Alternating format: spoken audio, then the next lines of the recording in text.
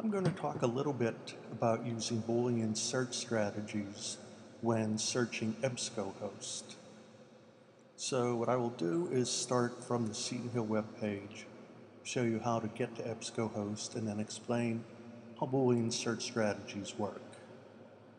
So here we are at the Seton Hill webpage. Right there you can choose Library, and you'll see that it takes us to the Seton Hill Reeves Memorial Library page.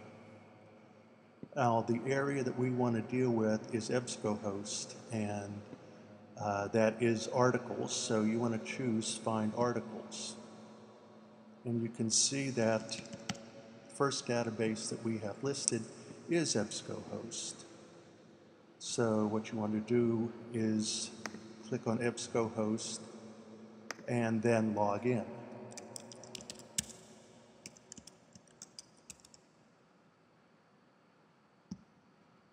And since we are using a laptop and we're not mobile, I'm going to choose EBSCOhost Web.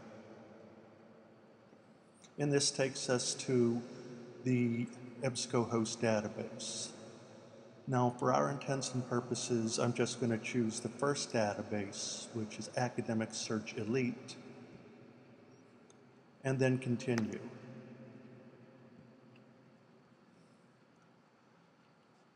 The first thing I always suggest that someone do when using EBSCOhost is not to use the first search page, but to choose Advanced Search. And the reason for this is, as you can see, there is one space for entering your search information. If you choose Advanced Search, you have multiple spaces, and as you can see, you can add additional rows. It also gives you the opportunity to make other selections for your search. So if we scroll down here, we have the different search modes. What I usually suggest down here for a beginner is to choose full text, because when you're doing this searching, you want the full article. You don't want to have to find the citation and then track down the article. So we have full text already checked, and these are our areas that we're going to fill in. And as you can see, they are connected with what are known as Boolean search limiters, and or not. To give you an example of how they work, let's look at a screenshot of Boolean search strategies. The first one is and, the second is or, and the third is not. And this uses a Venn diagram to show the different types of results you would get when using these. And I've chosen apple and pie as the two words I'm going to search for. If you chose and as your Boolean search limiter and you searched for apple and pie, it would do the search and it would only give you hits that did contain both apple and pie in them. So as you can see, it's rather limiting as to what you would find.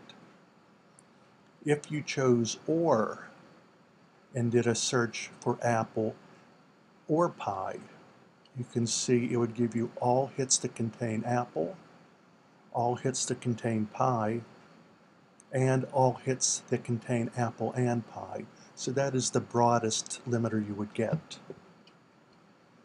If you chose not, so we're searching apple but not pie, it would look for anything that had apple in it, but if any of those hits included the word pie, it would remove those from your search hits. So not will limit it somewhat, or will give you a broad range, and will limit it most of all. So let's go back to our search and show you how this works. First word I'm going to search is education, and EBSCOhost will give you different suggestions. I'm going to stick with mine, and I'm not going to limit to any field. As you can see, you can limit to alt text, to author, to title, but for our use, not selecting one is fine. So I'm simply going to choose full text articles that contain the word education.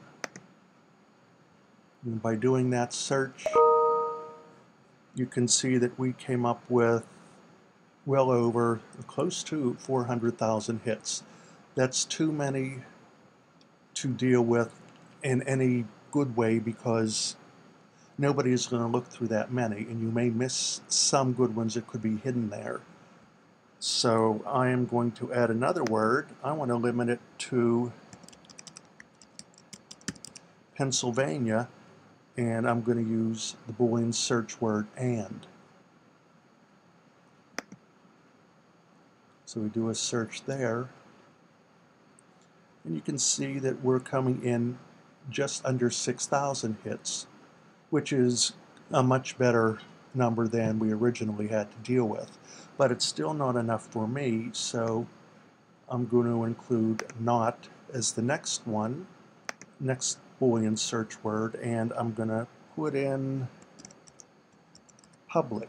So I'm interested in education in Pennsylvania, but not public education.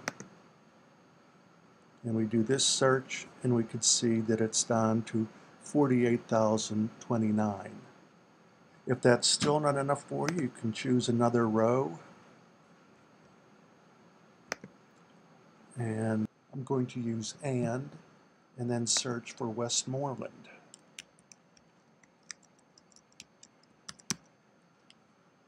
And if I do a search at this point, you'll see we have a very easy to deal with 4 results. So understanding how to use the Boolean search strategies, being able to think through the search you're doing, and understanding how to use the advanced search should help you very much in taking a broad number of hits and continuously narrowing them down to something that's helpful to you.